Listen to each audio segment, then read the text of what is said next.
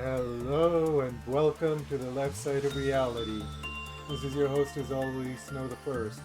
Last time, we went through more training that mainly involved interacting with the naked nest, a returning abnormality from an earlier part of the series. This time, it's the final day before we unlock the Hokma core suppression.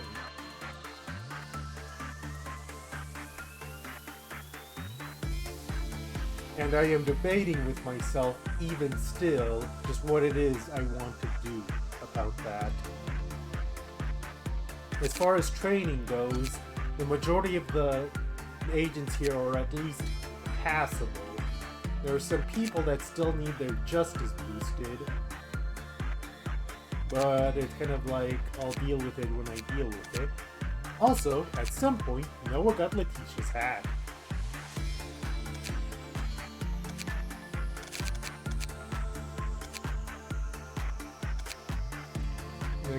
Feels like the main thing I would want to focus on is any last second boosting, specifically of our top tier agents.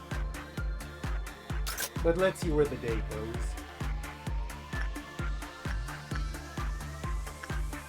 Okay, first of all, Noah, come here. Oh, what I said earlier was wrong. I had gotten mixed up because I saw day 43 in the Hokma cutscene. I didn't realize that had been the cutscene for the day after what we did last week. So we're still fine as far as that goes.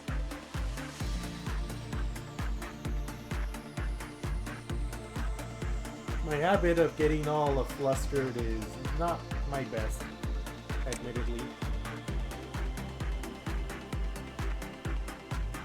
Okay, you definitely need some prudence boosting, so I'm gonna send you. There was someone else that needed prudence boosting somewhere around here.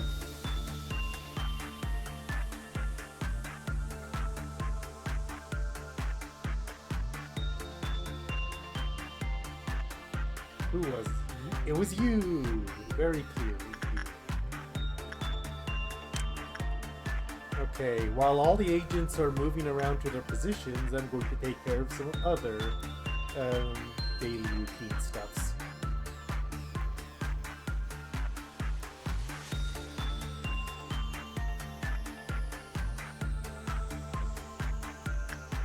Okay, give me just 1 second.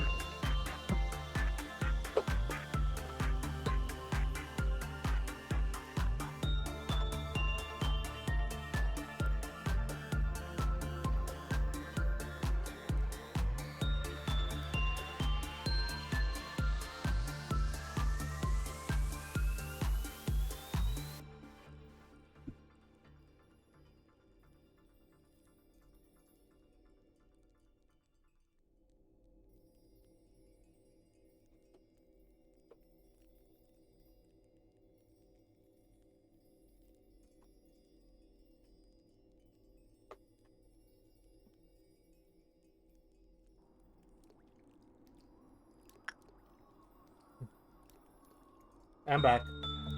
It can be rather interesting just how drastically something can change, or just how drastically more difficult something becomes due to one change. In the case of the Hokma suppression, pausing has such severe consequences that it's best to never pause at all. But you use pausing for so much that you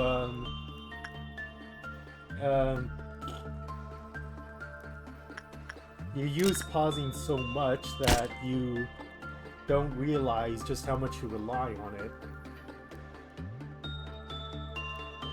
Like even me, right now, I use pausing to make sure I don't actually shoot people. But not being able to do that and suddenly it becomes a significantly messier situation.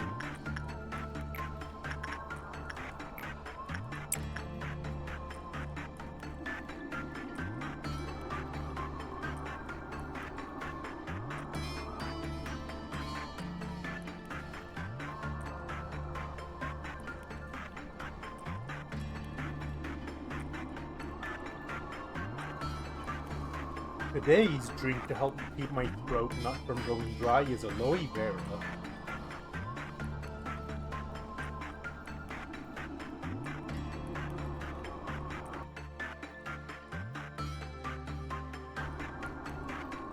Now, as in this week? That seems kind of strange.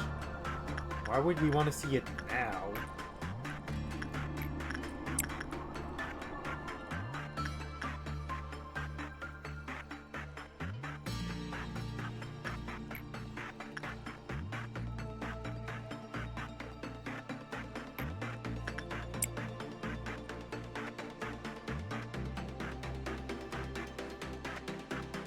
There is not. Expanding Hokma is what got us in this mess, as you are more than happy to remind me.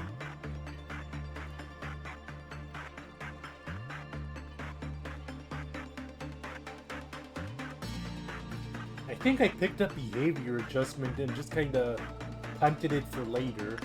So when we expand Bina, that's where behavior adjustment's gonna go. Because once this day ends, we will literally have no choice but to expand Bina. There's nothing left to do.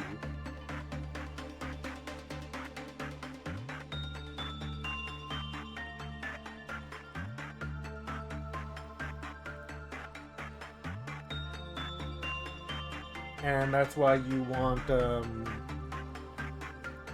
Oh, that reminds me.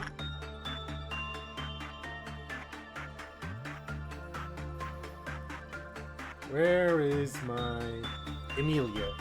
Down here to grab censored.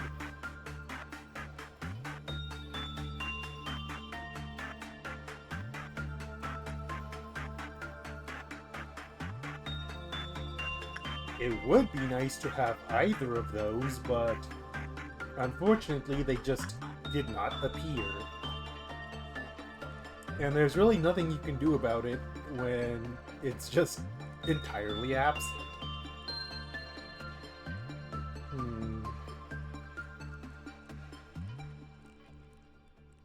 You're prudent. I'm gonna give you more fortitude. Who's the best abnormality for that in the nearby area? I guess Queen Bee.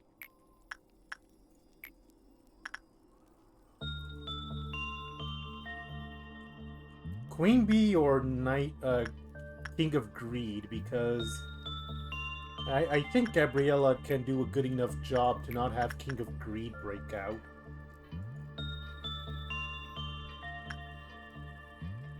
Yeah, with a temperament stat like that, it would be obscene bad luck for that to go wrong. Of course, this is Lobcore. Obscene bad luck is never an impossibility. It's early enough in the day where I feel like we can run it.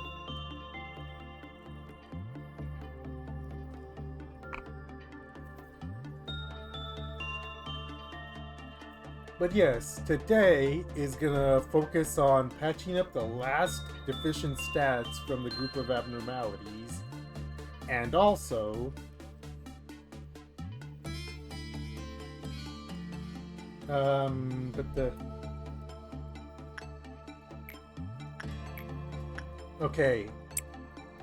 powering up some of my team captains so that they're ready for the trials ahead.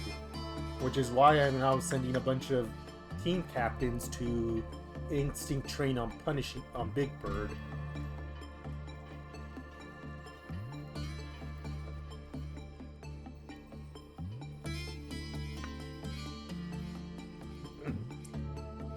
In a core suppression where I have to split my attention to a bunch of different directions without pausing, giving my star agents extra health is probably gonna be good.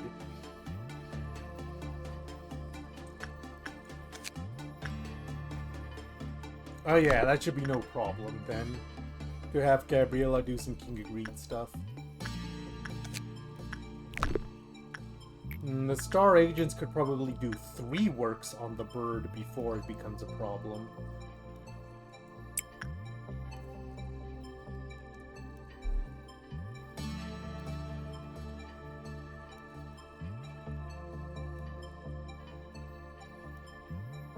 That's easy to train for Gabriella then.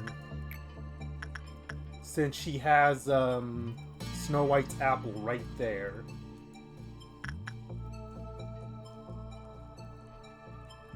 For everyone else, Burrowing Heaven, probably.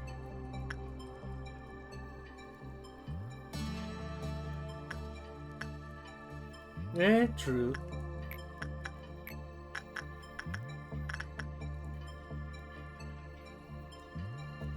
Another rather interesting thing is that I've been using the work log over here in the lower left a lot more recently.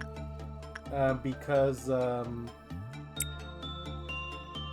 it's what's available, more or less. Okay, information.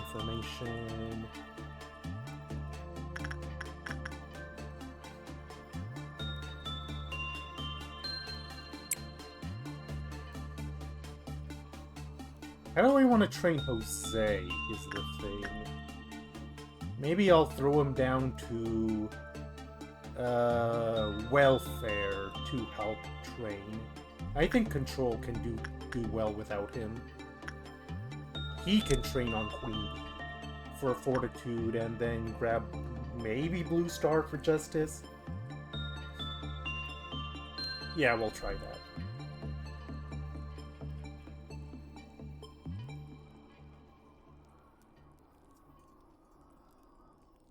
What specifically about Danganronpa?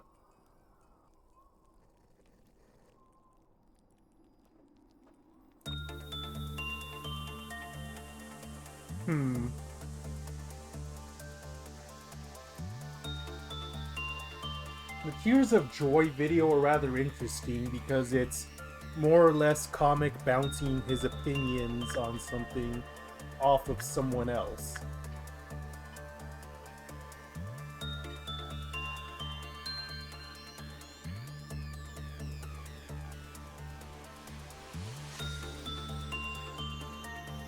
Has Jose got here yet? He has not.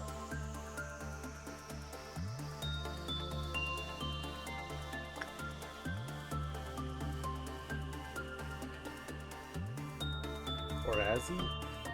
No, there he is.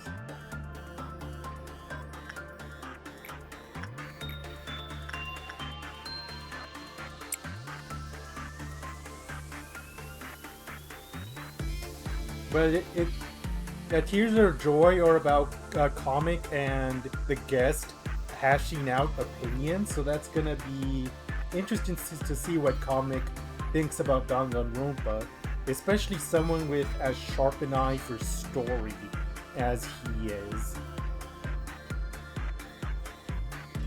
Ultimate analyst, as we jokingly call him.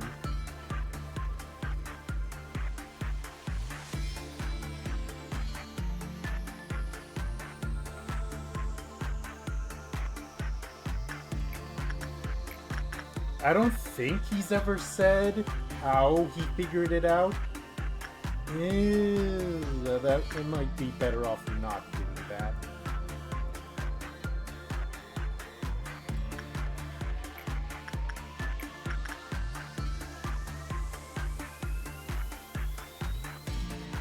Yen could be good for this, if there's no other option.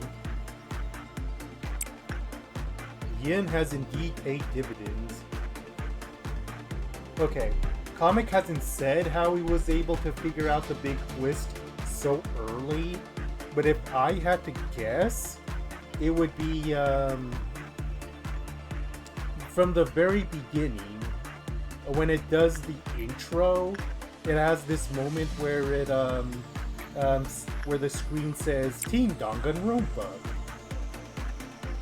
And the thing is, most players just kind of gloss over that. But I'm guessing Comic is the one that kind of sat and think about it. It's like, wait a second, there's no real world development team called that.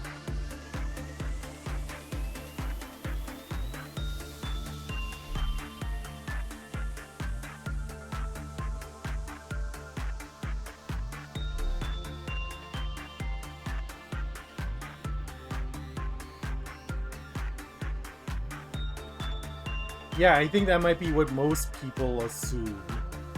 Most people's first thoughts, and I emphasize most people, aren't gonna be on like, oh, this is gonna be some massive twist. Oh, there is no repression training for Censor. Who else?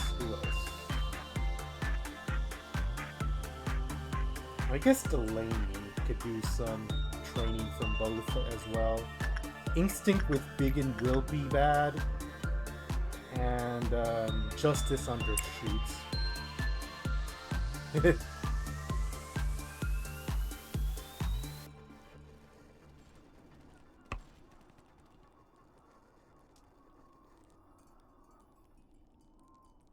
I don't think we have an A-lift set to spare is the thing. Or maybe not even VOD sets. Would be something to check at the end of the stream.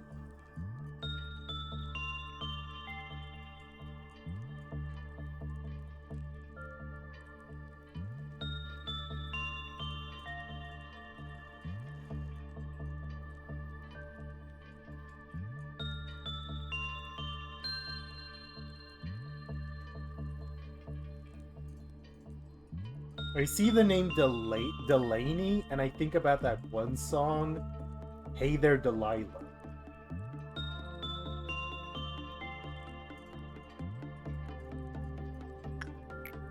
Anyways. There was another thought bouncing around in my head, but now I've lost it. Shoot. Okay, I need to see who melts down around here. Of course it's censored. Why wouldn't it be censored? Okay, Green Dawn's first.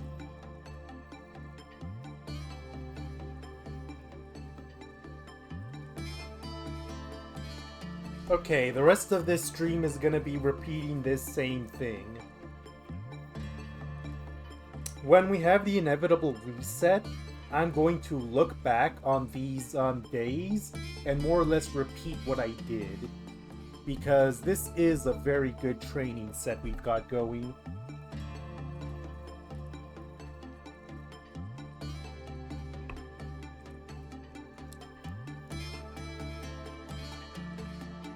So let's do all that again.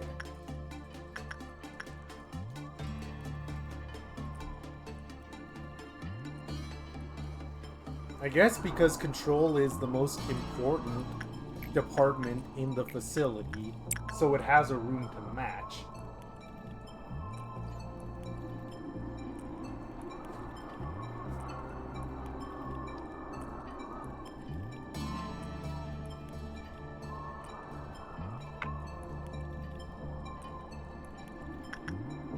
Oh, this might be a neutral. I'm gonna see if she ends up with a kiss after. It reminds me, I should probably give Tatiana the Heart of Aspiration.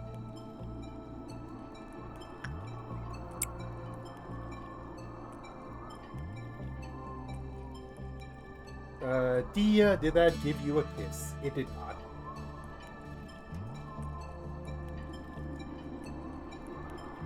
Hey, get over here. I am not looking forward to having to figure out how to command individual agents in a core suppression where you can't pause.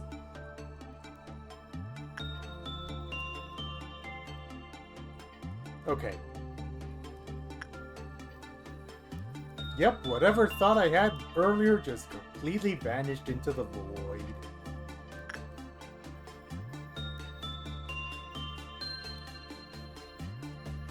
maybe I'll think of it when a little later.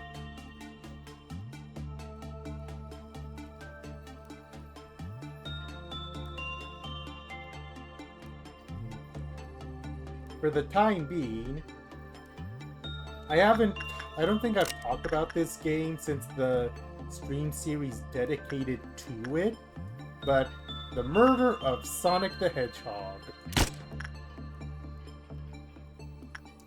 It's a game that no one saw coming. Because people did not expect one of two things. They did not expect for Sega to release a visual novel, and they did not expect it to be a fully fleshed out game with like a legitimate mystery that you could figure out if you studied the clues hard enough.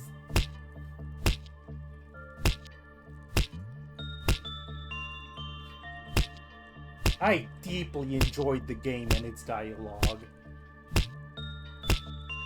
And I also enjoyed trying to piece together the mystery. It is interesting to see a lot of the people that played the game made the same mistake that I did, thinking, oh, Eggman is obviously behind the quote-unquote murder, and then being completely thrown off when Eggman isn't in the list of suspects you can accuse, and at which point it's kind of like, we didn't think of what to do if Eggman wasn't an option.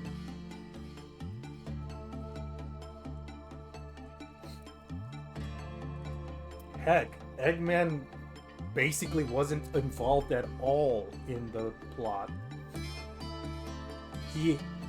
His actions are responsible for it, but he himself didn't actually do that much directly.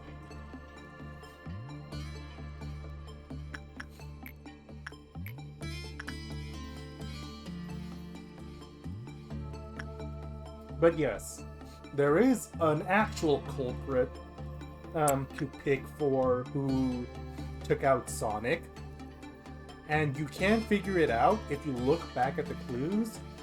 I'm just saying that it...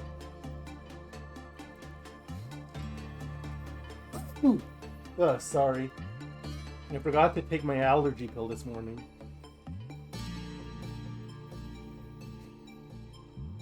They wrote that game like a true mystery game, and that includes letting go of preconceived notions.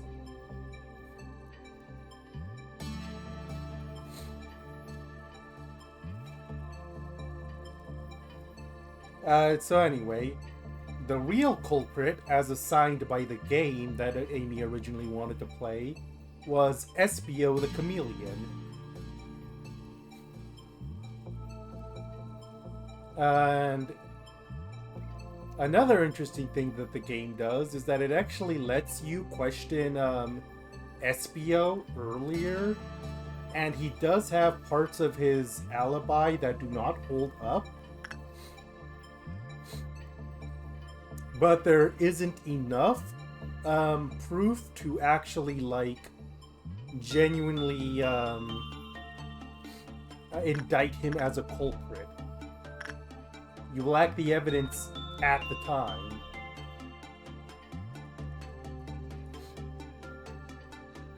So when you go back to him later, it's with a lot more information that's like, oh, this is how we can pick apart the bits of his alibi that we had trouble with earlier.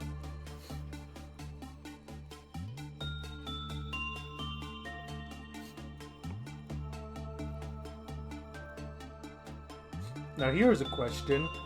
Would you consider it fair play that Espio wasn't caught earlier because there was a lack of evidence? Or would you call it cheating that the game didn't present all the evidence up front?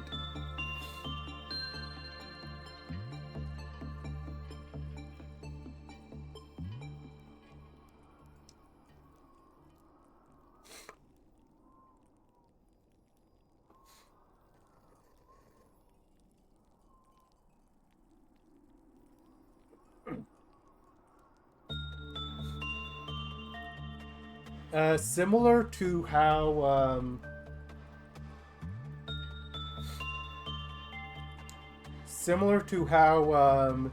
the three laws of robotics were created to kind of try and restrain authors from just using robots as an easy way to have a killer. There is an author that kind of made a set of rules for mysteries to try and make them as fair to the reader as possible. Now, a good mystery doesn't have to follow all those rules. They're not set in stone or anything. But it is interesting that someone made a rules of, okay, here's how to make a fair mystery. Let me go look it up.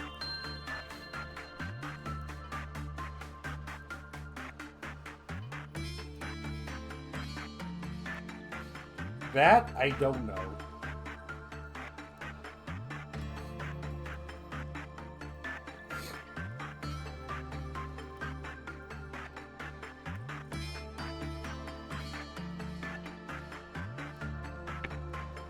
Okay, here we go. It was by a mystery writer called Ronald Knox.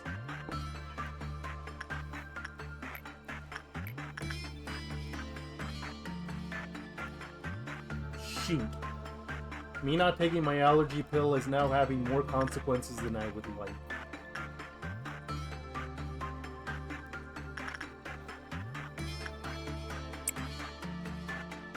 But okay. Ronald Knox's 10 Commandments of mystery writing.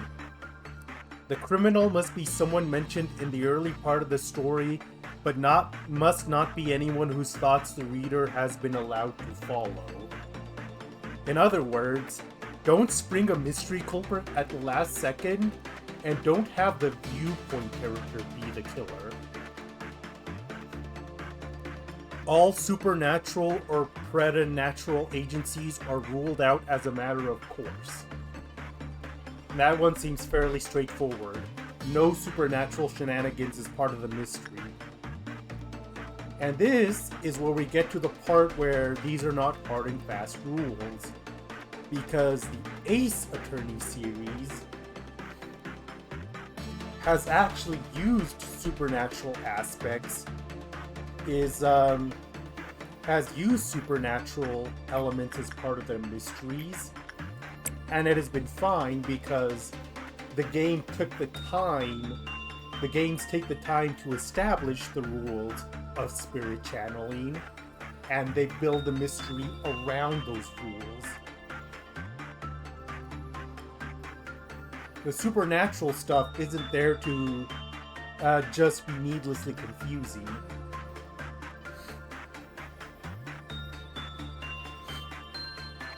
If you followed along with Karain channeling up to that point, then it helps.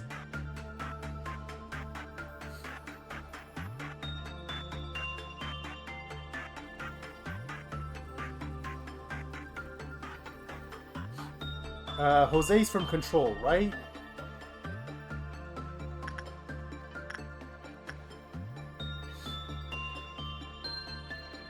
Where's the pollen going to appear?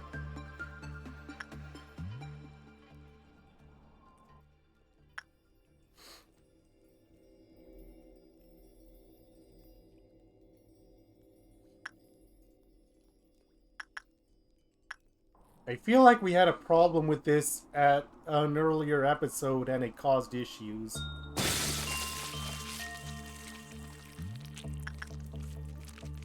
Oh, hey, no, it was up here.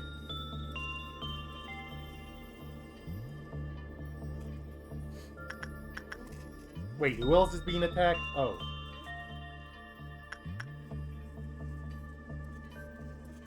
Red shield.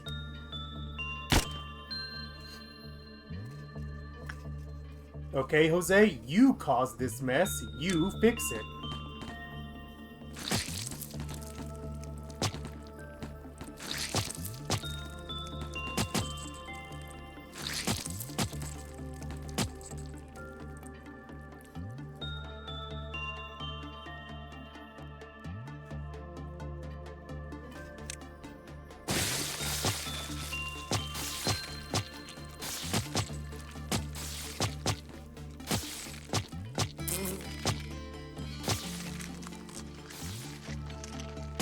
pansy.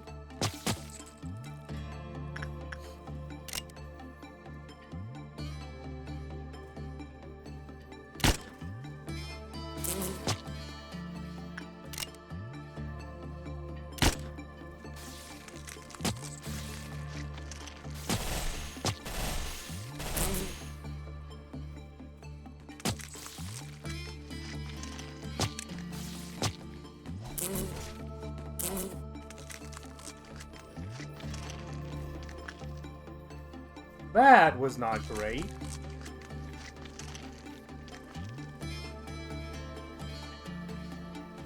It definitely could have gone worse, though. Should I ignore the B entirely and just have Jose work on Yin both times? Because we kind of want to avoid that happening too many times if we can.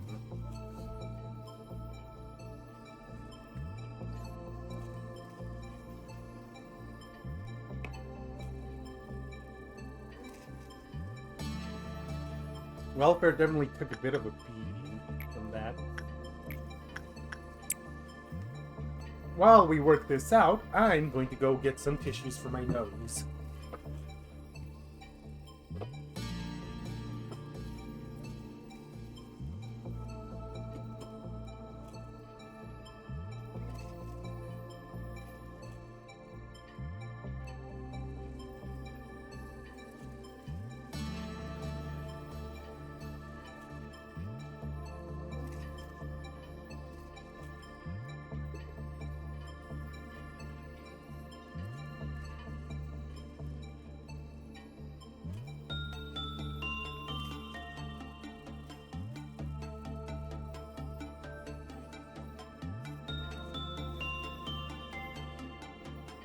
I want to give Jose some...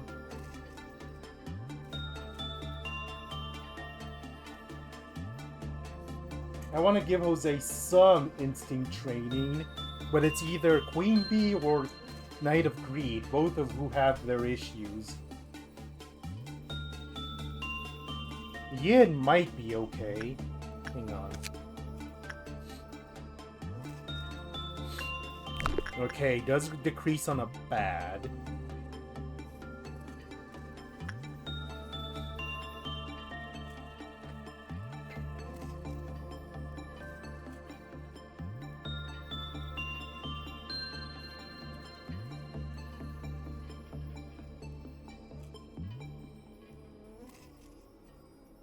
Not King of Greed, because King of Greed busting out would be even worse than Queen Bee. And Big Bird's already been used up twice. It would probably be Big and B bad, even if it's a bit of a walk.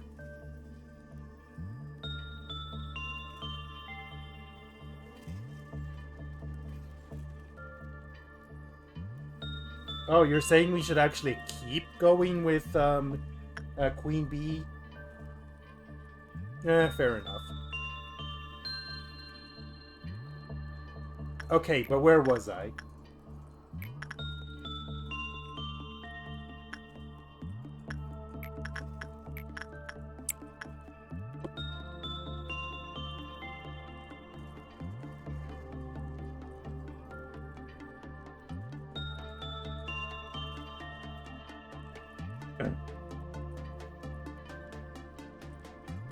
Okay, Rule 3.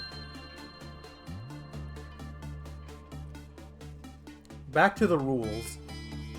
Not more than one secret room or passage is allowable.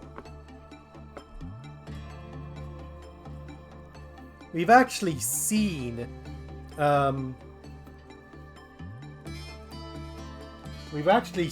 secret passage already, or at least heard of it, because it's used in Murder of Sonic the Hedgehog. It's only one secret passage, though.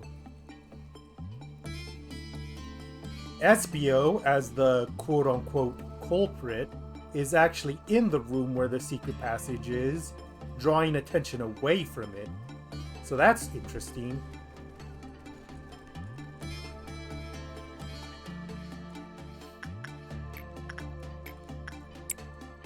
Okay, Rule 4.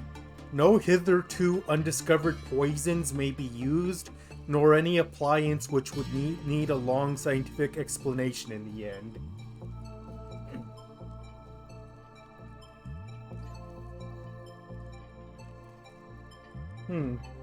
I think what this rule is basically saying is to not come up with a poison that only exists to be plot convenient more than anything else, and not to make up a technology that does whatever you want for the plot. Like, have it make sense from a world building perspective, as opposed to just being there to add mystery.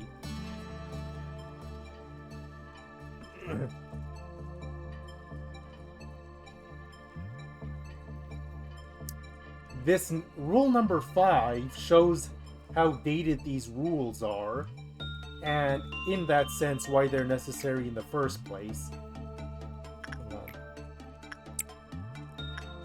No Chinaman must figure in the story.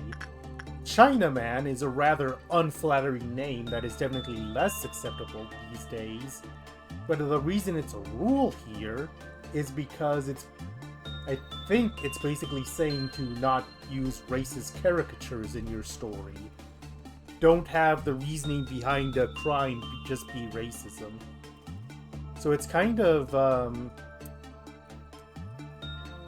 it's interesting when you think about it that way, basically. Huh? What work did I miss?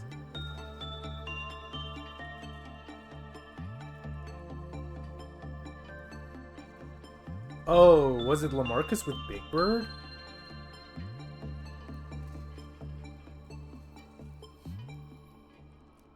No, I did that. The works filled every single... What did I miss?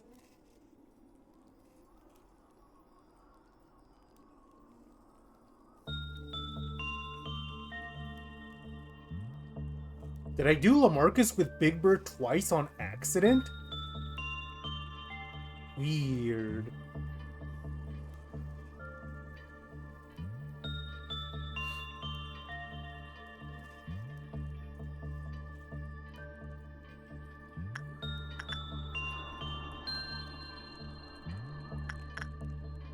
What do I want to do with that? I was not expecting this.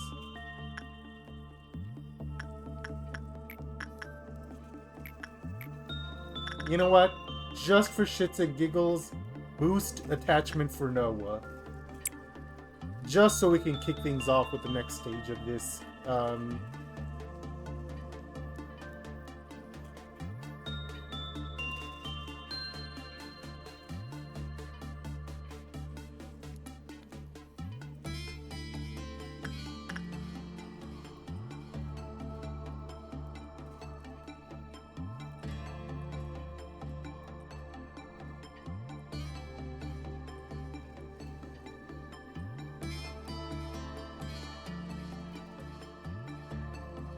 Oh, Noah's all the way on the other side. That's why.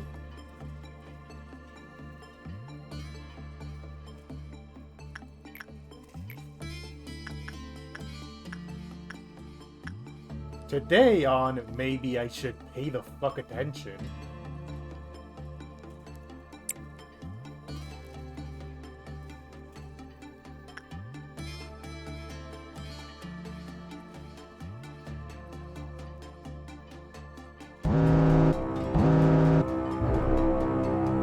Any in a corridor with people already.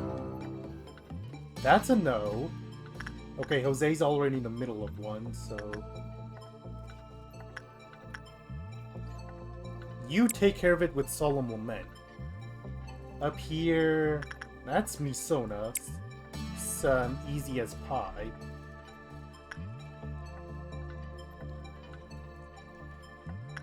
Spore wielders go. Jose's engaged one in welfare. That would be welfare. Cool. In that case, this one can be taken by Parker and Bella. Pansy can come grab this one.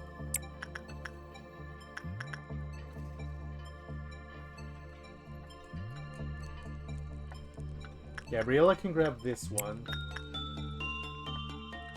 And I think that's all of them. I keep forgetting to do that.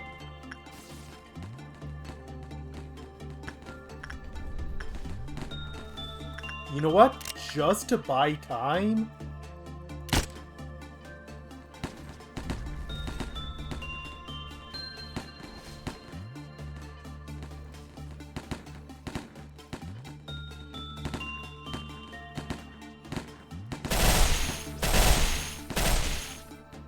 Nice. Oh my god, there's one here.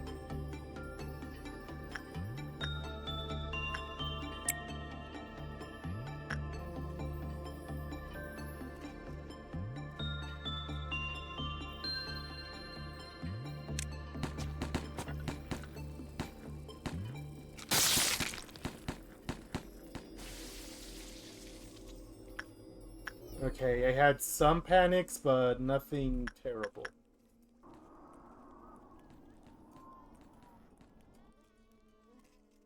Why is Big Bird's Clyphod counter down to 1 suddenly? Is there a robot I'm not seeing that's causing havoc somewhere?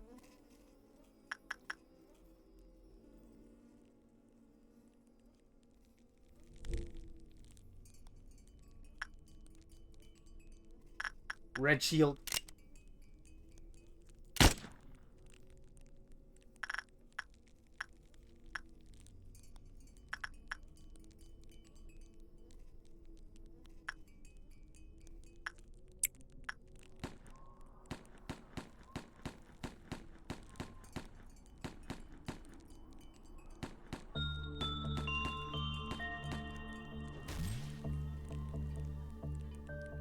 Okay, we super need to patch up Big Bird, which thankfully should be easy.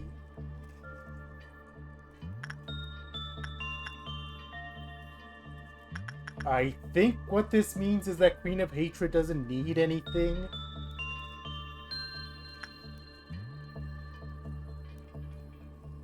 Since, I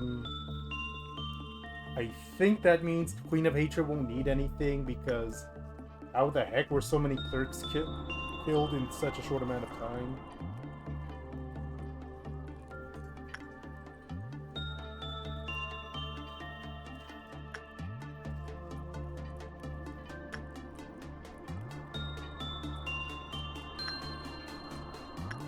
That completely threw me off my rhythm. It's a good thing I usually don't let these days go past the, energy bar, otherwise we might be in trouble.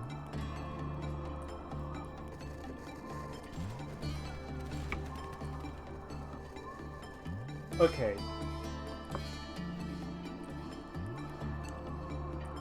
Rule number 6. Let's get back to the rules to recenter ourselves.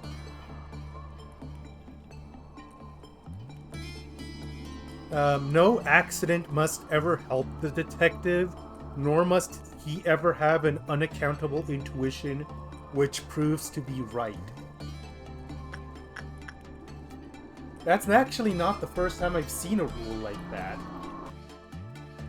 There was a thing passing around once about story rules for Pixar that also had a bit about coincidence can't help the hero. Which is interesting, because coincidence is allowed to help the villain, but not the hero. I guess they feel that the hero must truly, quote-unquote, earn their victory.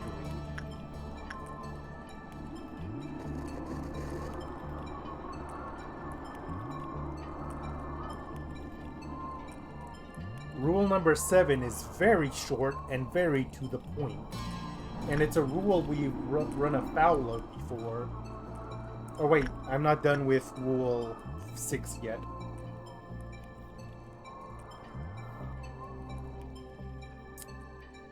The second half of 6 is what I feel is the really interesting part. He must not have an unaccountable intuition. In other words, the detective can't figure things out of thin air. There has to be some kind of rhyme and reason to their logic that the reader is able to follow.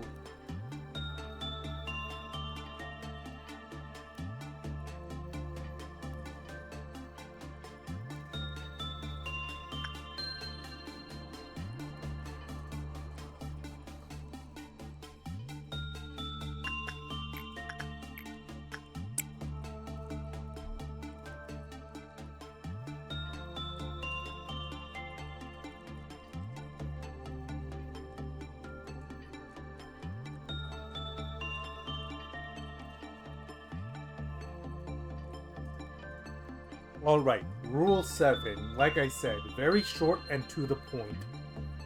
The detective must not himself commit the crime. And speaking of Danganronpa, that's a big point of contention about the first case. Whether people think it's well done or not.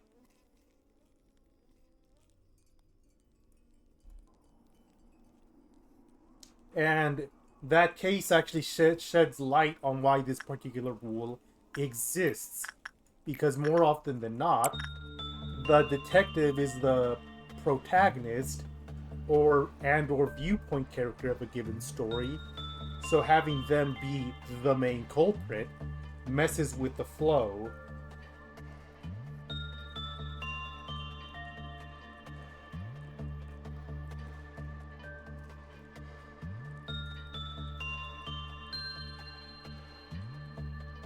I think Danganronpa might have even poked fun at that idea at one point. I feel like it was brought up in the second game. Go figure.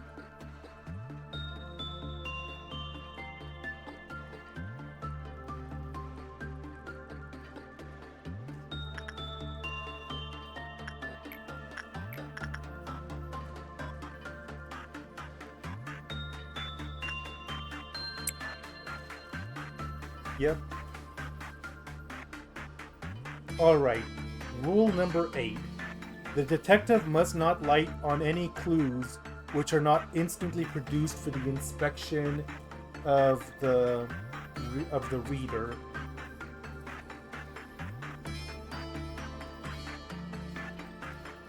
And I actually have personal experience with Rule 8 myself. And once again, it's one of those things where the detective must not light on any clues which are not instantly produced for the inspection of the reader. In other words, a detective can't discover something off-screen.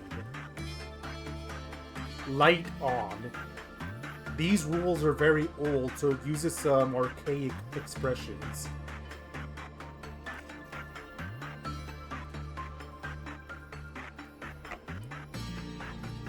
But it means what I just said. That a detective can't discover a clue off screen and hide it from the readers.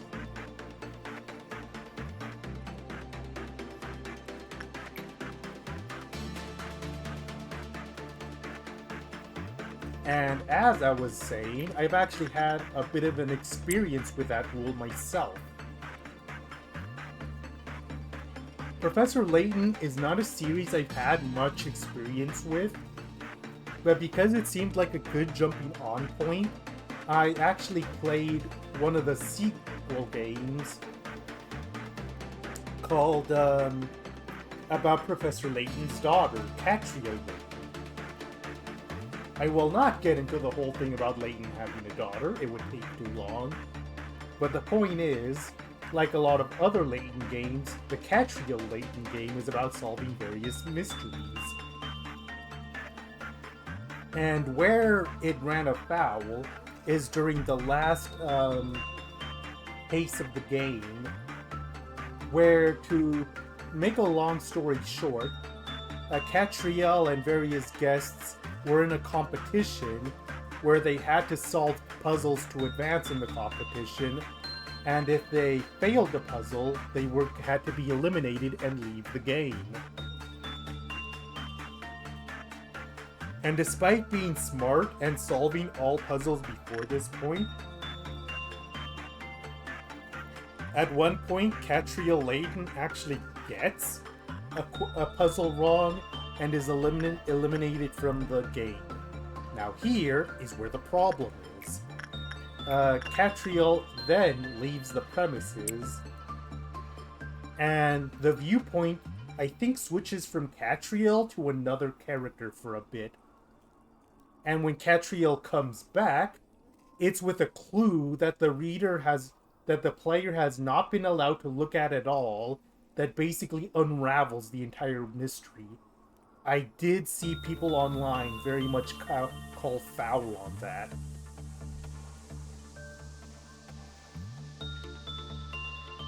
And yeah, it is kind of BS.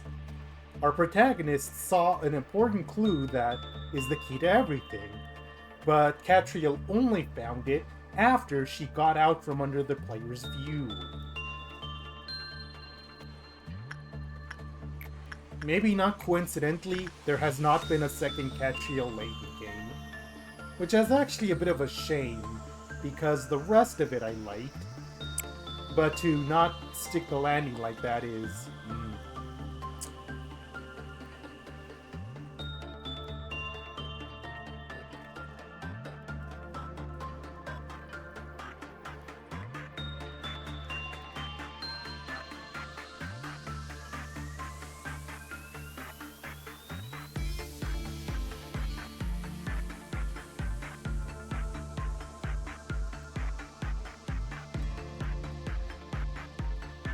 Elaborate on that point.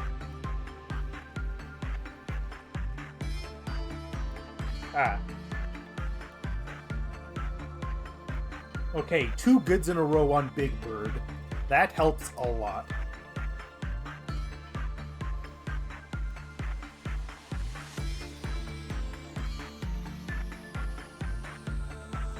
Oh no, time for this again. Jose, try not to screw it up this time.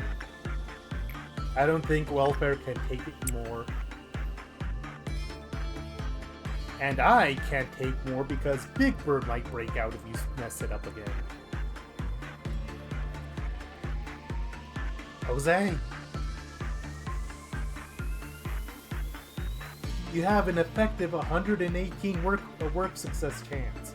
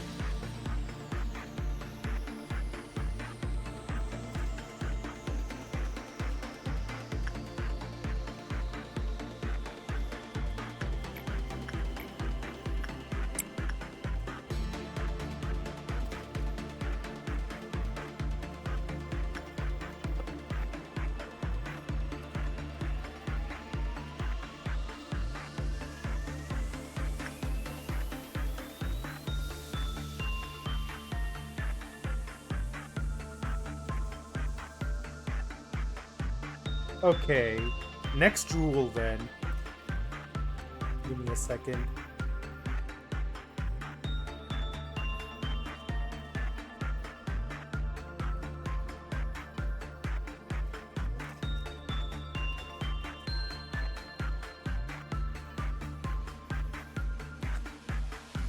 The way this rule is worded is very rude.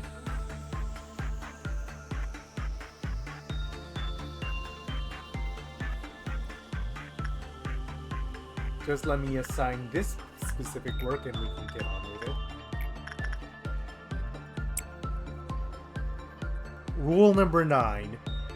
The stupid friend of the detective, the Watson, must not conceal any thoughts which pass through his mind. His intelligence must be slightly, but very slightly below that of the average reader. Mr. Knox, I understand what you're trying to say, but could you not have worded that more nicely? Jesus. The quote-unquote Watson of a given story, if the detective isn't the viewpoint character, then the Watson is gonna be. And the point of the Watson is to basically let the audience insert themselves in and understand the world. Things would need to be dumbed down for the Watson by necessity, and I guess that's why it's saying, hey, don't have the viewpoint character conceal things from the reader. But still, no need to be a jerk about it.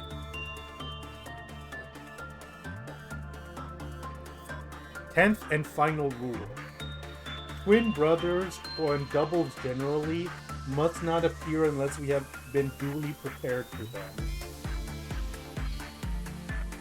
That one feels like it's pretty self-explanatory.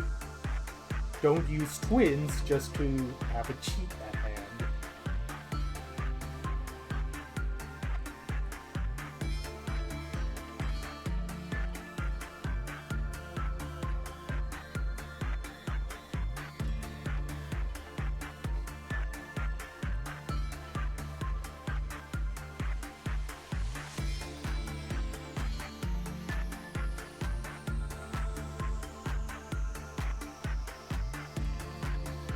We bring up Ace Attorney a lot, and the application in this case is that,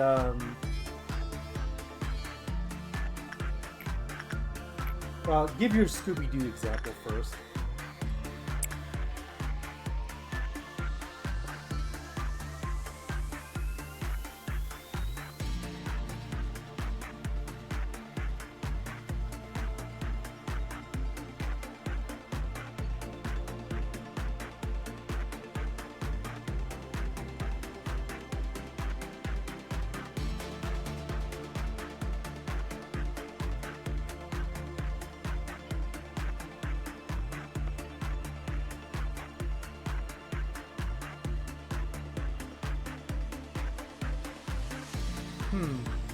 So basically, actually disproving the supernatural, and can be considered a very interesting way to kind of skirt around the rules that have been described. This time, just in case.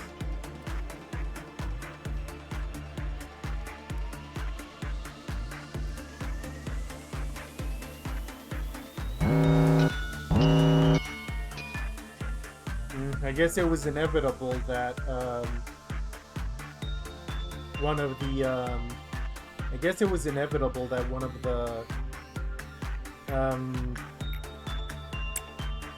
that it would get hit like that. No nude. So you're gonna be Amelia, and you're gonna be London. I need a focus to get 5 hits on this.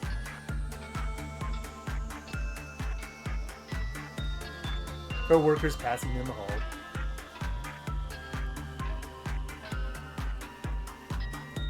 One, two, three, 4, 5, and one more just in case. Curious that we haven't had a noon yet.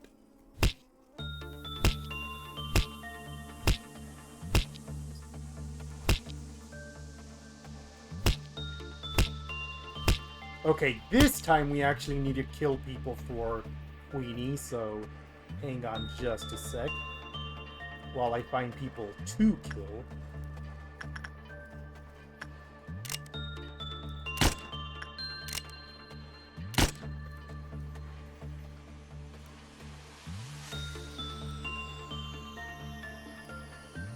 There. No more people there. Sad.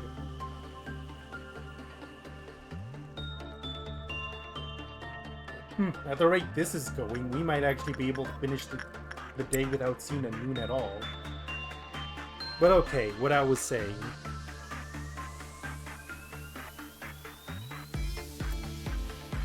Ace Attorney does the twin thing a couple of times. And the big example I think of is Case 6-2.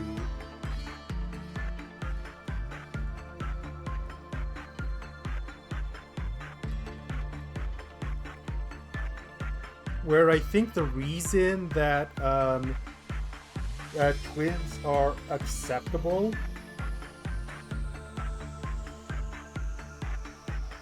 hang on, give me a second.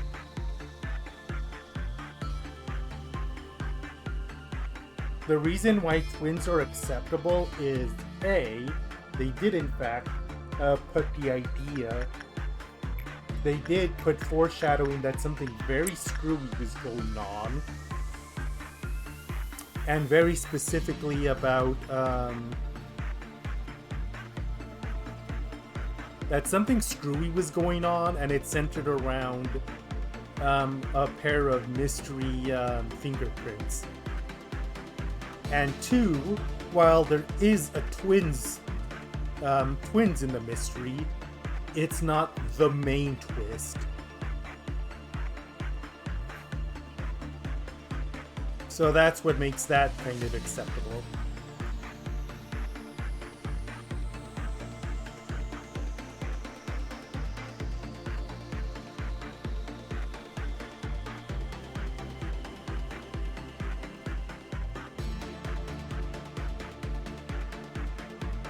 And that's all 10 rules.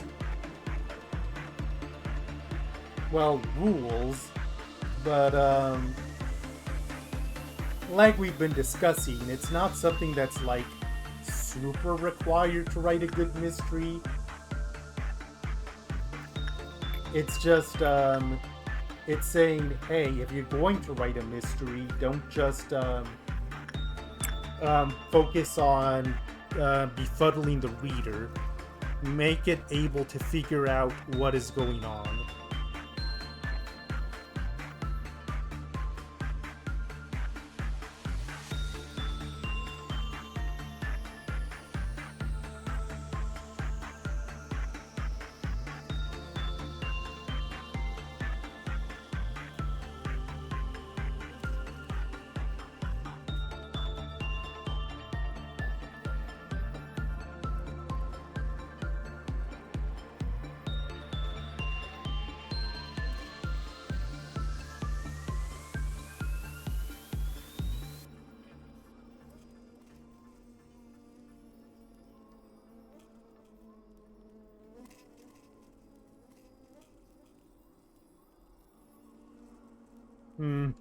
Del Toro Twist was very good, albeit after you showed me the book and I compared it to the animated series. The animated series did have some issues.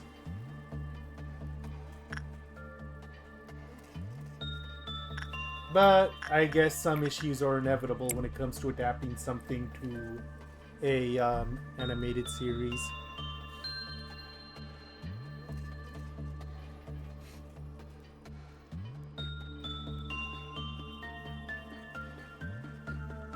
One thing that was kind of amusing to me is the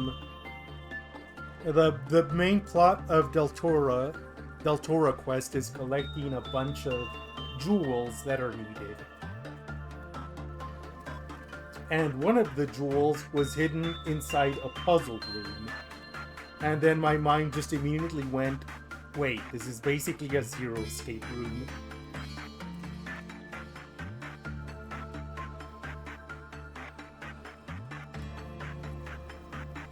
But yeah,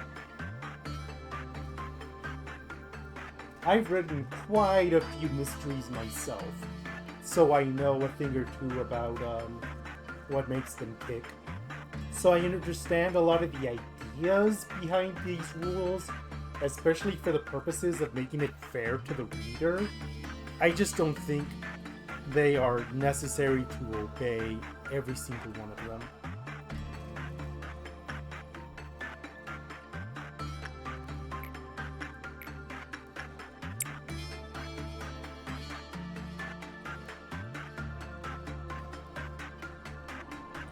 Did I forget to do the two, I think I did. I think I forgot to do Snow Queen this cycle.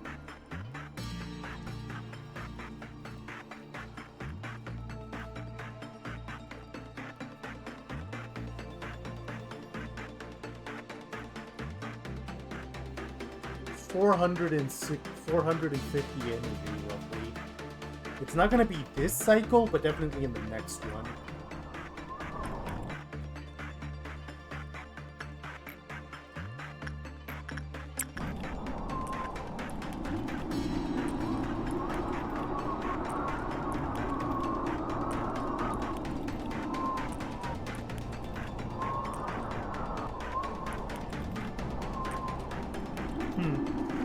I usually report on real-life news that I feel is relevant to what I do here, but not much more beyond that.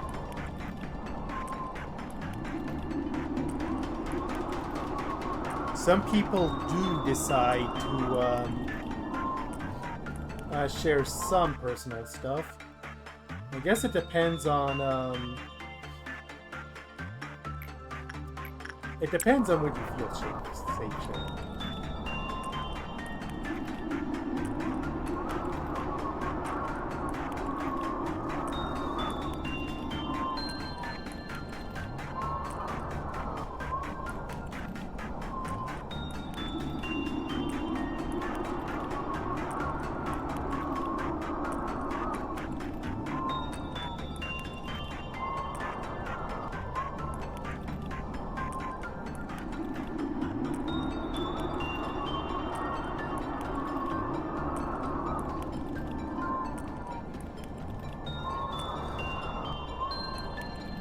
Okay, good.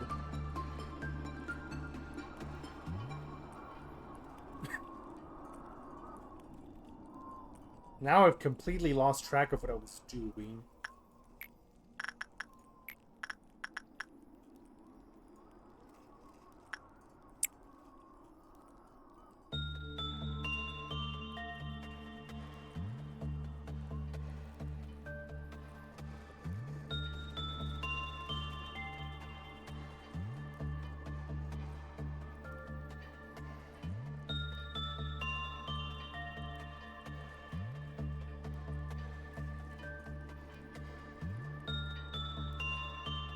Okay, so depending on which three get lit up next time,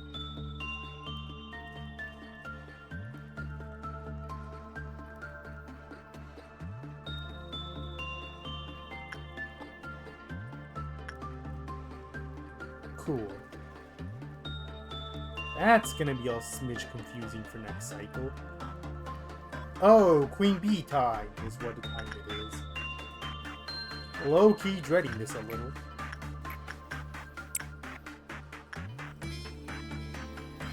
But you are the next best instinct trainer in the area, so ideal.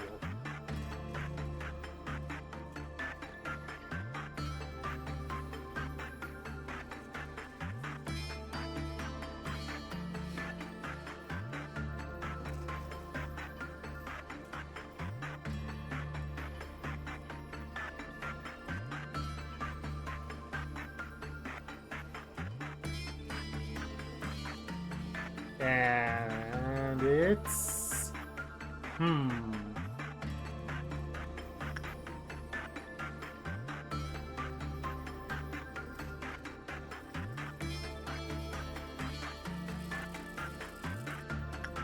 We're this close to the end. Just kill all welfare clerks.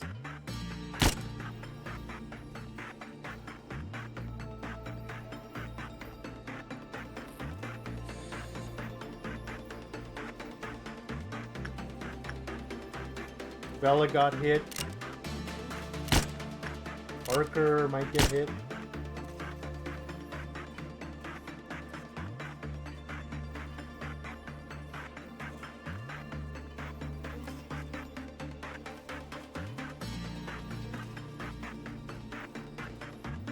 There are no more welfare clerks, but that's actually not that much of a problem. God damn it, Jose. You're supposed to be one of the best.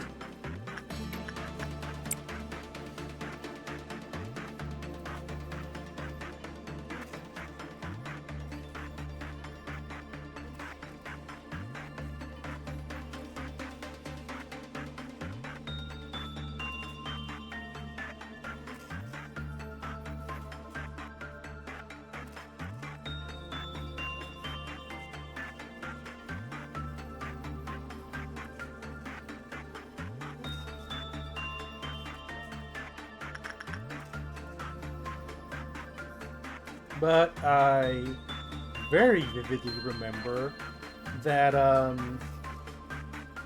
Queen Bee is here because we needed some kind of instinct training just that badly.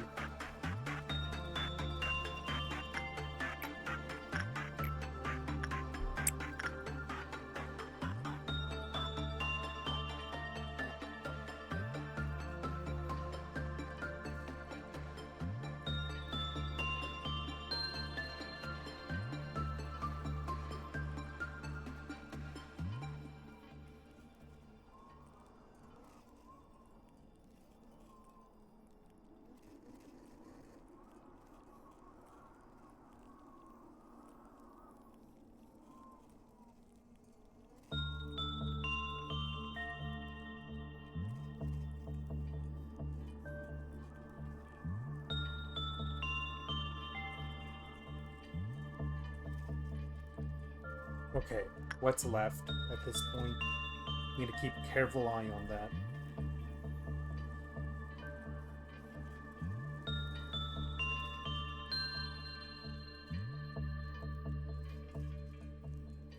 It will be a bit unfortunate to say goodbye to some of the, or which of these abnormalities would go with a reset? I'm actually not sure. I've forgotten what the lineup looked like on day 41.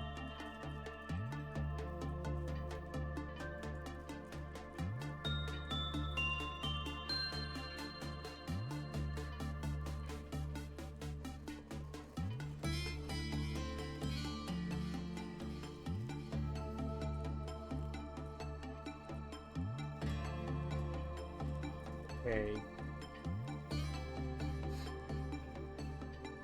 And that fourth slot is Naked Nest, I believe. Naked Nest was basically only here for armor, and that was it. So that wouldn't be like a big loss.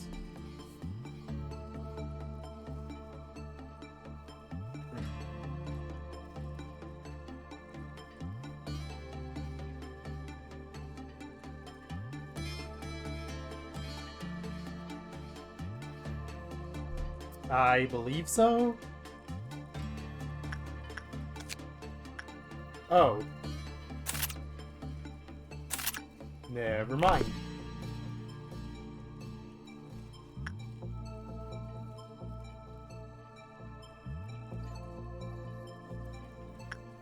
Okay, second verse same as the first. Canelli, you do this, because I'm gonna need London to not get infected by Naked Nest. She's the best one to do it.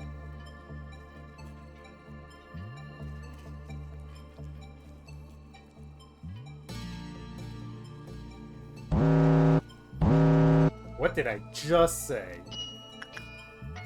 Oh, now the noon showed up. And it's a green noon. It's a good thing we're almost out of here, then.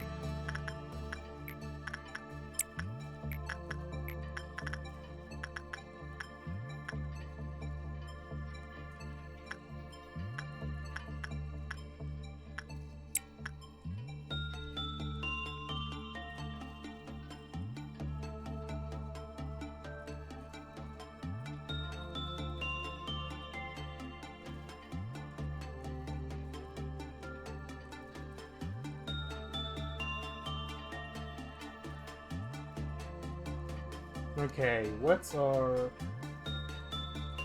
It was certainly the bane of mine.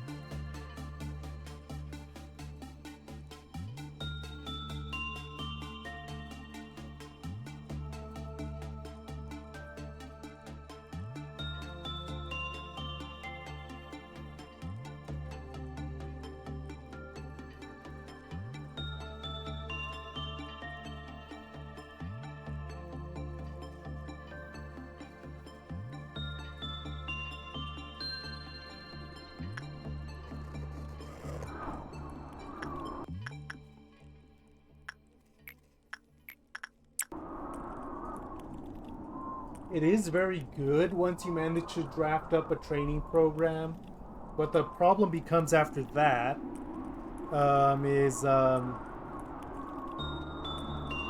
but the problem after that is that it becomes a lot of the same thing.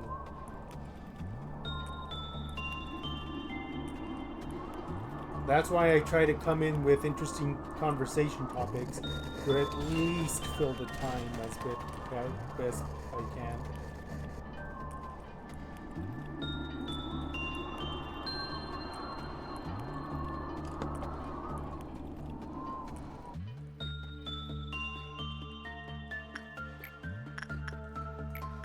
We're getting near to the end of the night and near the end of what I had in mind to talk about.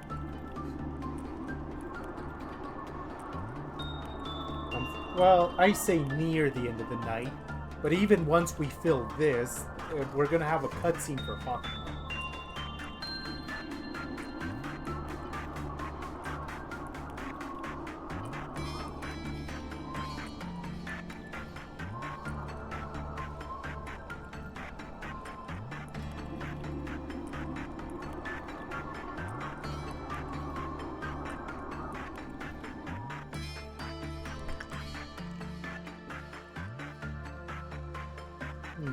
A big part of this game is doing a lot better on a second go around. I'd probably make a lot less mistakes if I had to do a full day one reset and focus on like genuinely actually training.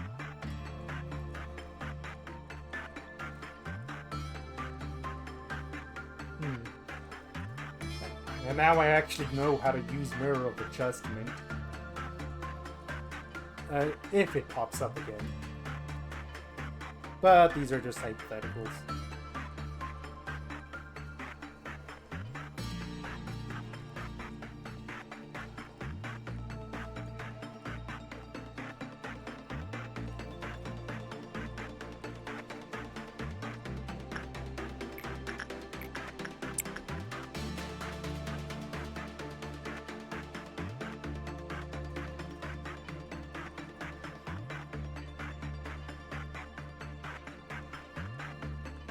The problem is, like you were saying earlier, we're missing a lot of crucial black damage protection, and we're also missing Paradise Lost. So a day one reset is never out of the question.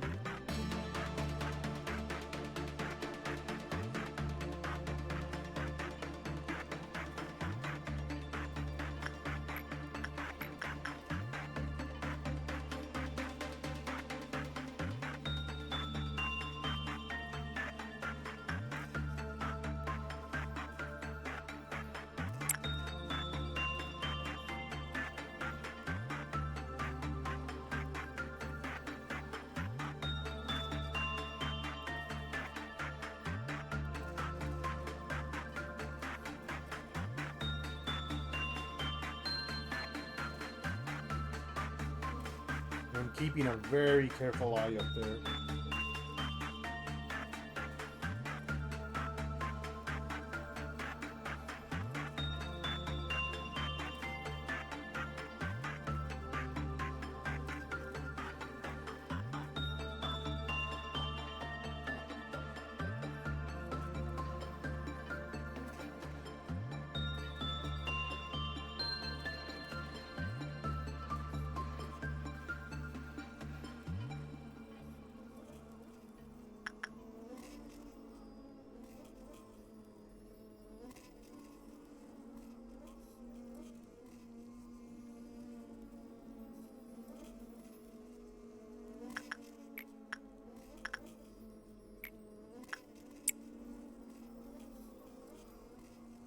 Wait, am I actually gonna make it?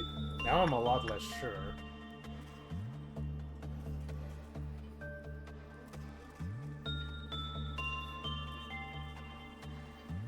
It's 140.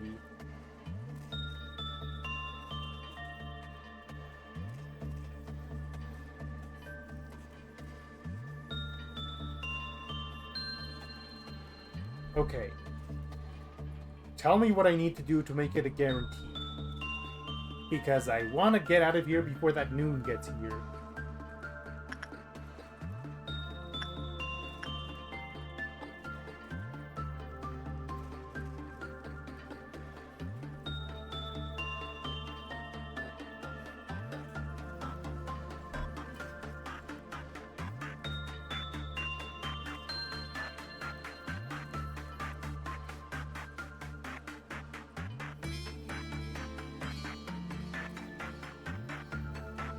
Okay, 20 boxes just now from Gabriella.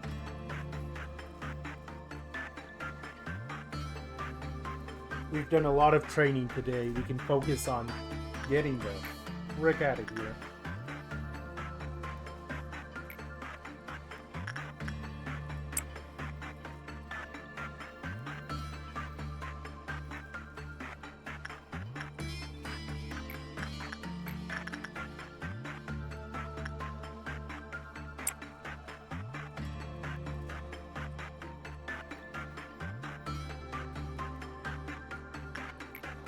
Tatiana always gets a guarantee on this one.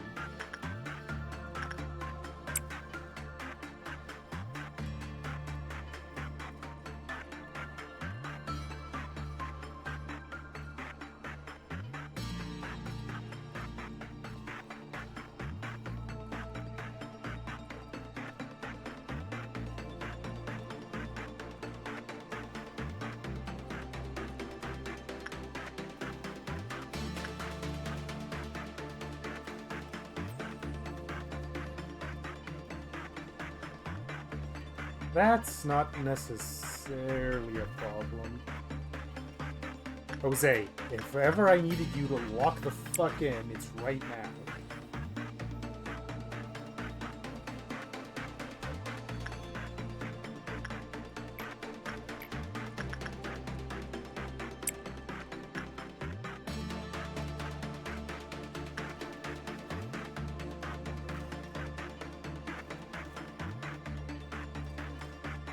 Okay, I haven't actually entered the box yet.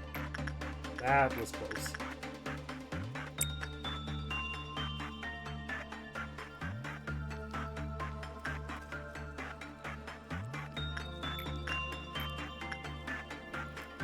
If anything's gonna help push it over the edge, it's gonna be censored, because he is a very, very high box learner.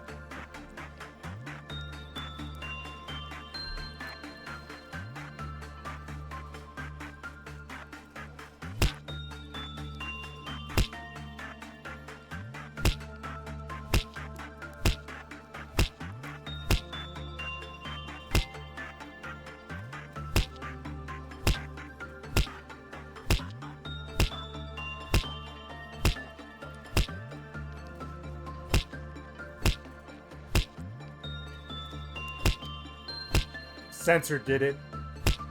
Let's ride. Okay, what did we get?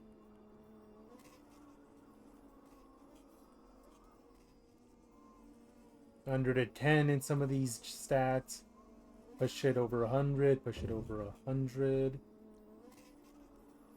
Jose got a very needed justice boost.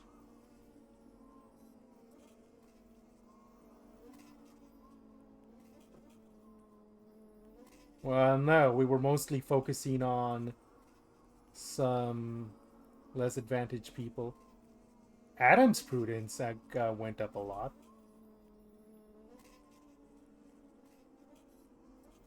I think because everyone's already at level 5. Don't think we have anyone at...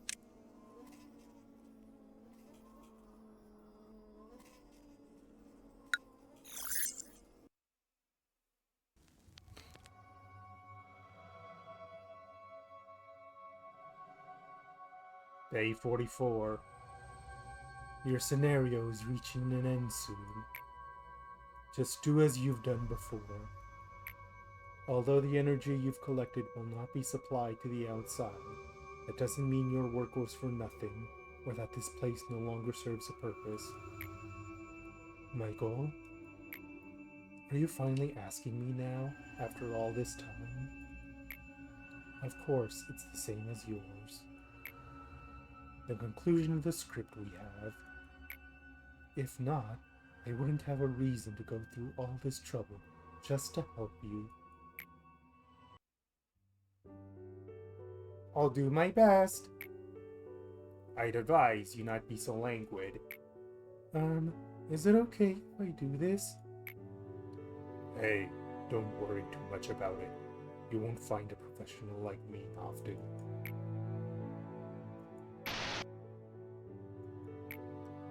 My greetings, eh? That was weird. The moments I have just made you witness are no longer merely scenes of the past. They could be the present, or even from the future. There are people who once loved you, and there are employees who think they are happy here. There is also Angela, a cold imitation of Carmen. Is this not the heaven that burrowed into your mind, the place you have been yearning for? In this place, you are no less mighty than God. Even death finds no meaning here. So I plead with you, will you not be satisfied already? We are so desperately continuing to exist, even if it means living like we are now. What right do you have to turn everything to ash? Furthermore, it is clear this story has no need for an end. Think about it. All the work you have done, is it truly a consequence of your own choices? You never were ready.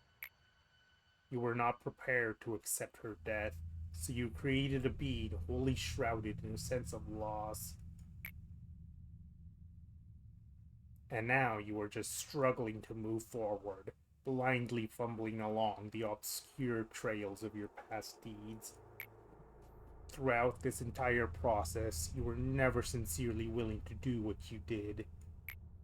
So please, I beg you to go back, now. Look at you. You're proving me right. You are not at all honest with yourself, even in the gravest of choices you must make.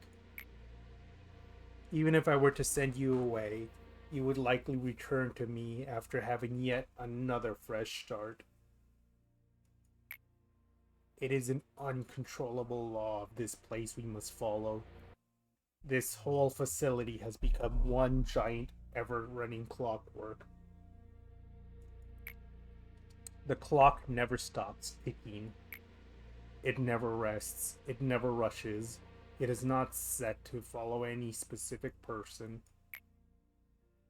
It simply walks forever, maintaining the same pace as it always has. And now it is time for you to leave. Bite me! You are a lost traveler without a compass or a map. It is natural to feel fear when one is subject to the winds of the air and sea. Why are we suddenly turning into Ishmael here? However, there is no need for you to fear the counting of the clock anymore. I shall always welcome you. I will always console you. You never were ready.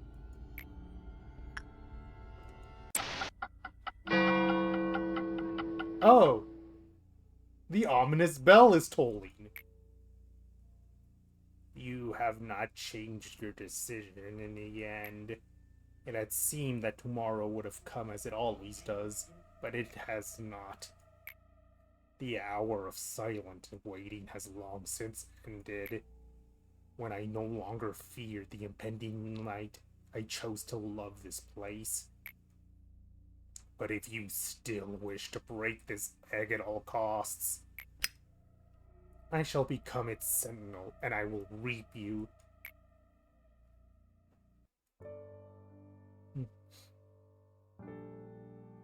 I need a different voice for this person entirely, because they are much younger.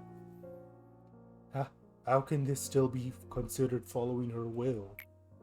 This is nothing but a seed of calamity, drenched in sin. Oh, by the wings! Your mind has been soaked with grief, even more severely than I thought. Please, why can't you just stop now? You and I, we tried our best. With your career and wealth, you'll be able to live the rest of your life in the nest with no problem whatsoever. So please, I urge you, stop here. Stop before you cross the finish line. No one remained by my side. With everyone's sacrifice, I came this far and reached the ranks of the wings. But there was nobody left to celebrate the moment with. The silence was the signal to the start of my task for everyone. We lost something in us every single day. We used inhumane methods to extract information from the woman we captured from the head. We passed out plans to AIs that hadn't even been named yet. It ached. No, it wounded the heart of the man who had always been with me. The sound of the waves were so far away, and there was no time left to stay. I lost the last man who stood by me. It was a tragedy, but I didn't hide it.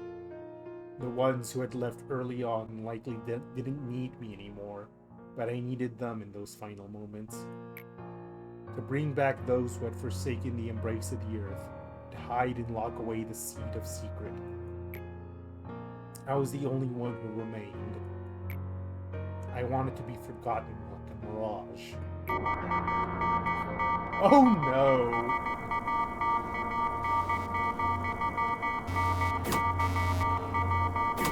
I'm scared.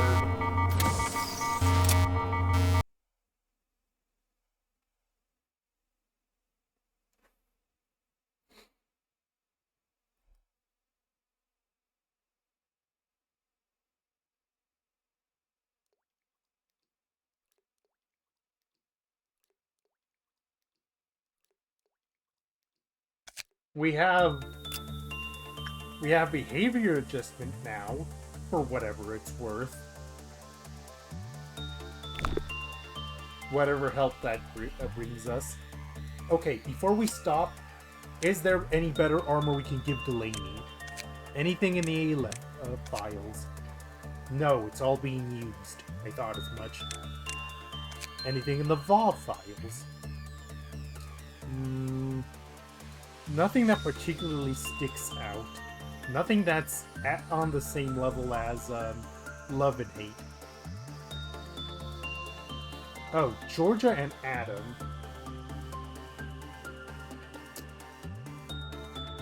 I put those on because I needed better red resistance for them.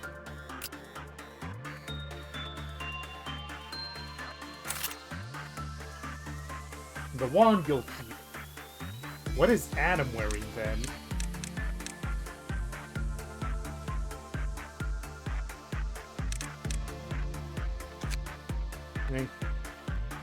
I guess Adam can take the Love and Hate that. Yeah. Oh wait, no. Adam. Congratulations, you're now a magical girl.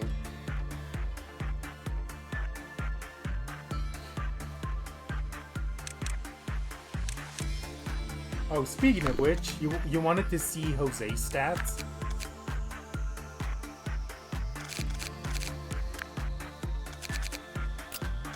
$109. I don't know what that information tells you, but it's at 109.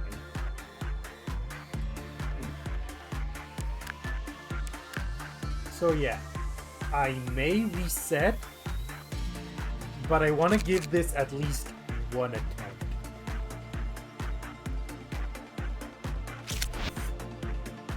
Reach the maximum level of Clyphot Meltdown. Meet Energy Quota.